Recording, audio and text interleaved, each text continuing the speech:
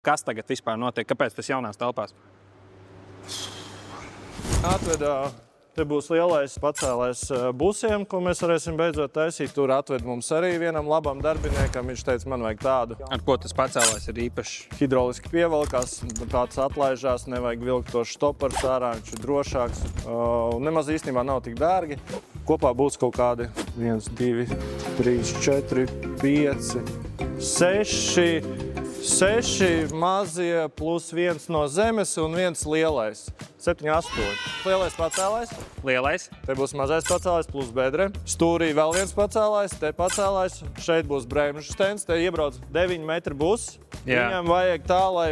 Es domāju, šeit būs šķībe, bet stends būs taisns. To mēs vēl tagad štukojam. Bremžu stends man jau viņš būs jāpārved, jākaļ caurums. Tur kaut kur tabulas. Šeit vēl būs mašīnas kādas. Šeit būs pacēlāji 2. Viens, otrs. Uzreiz pie vārtiem, ja? Jā, elektriskie vārtiņi.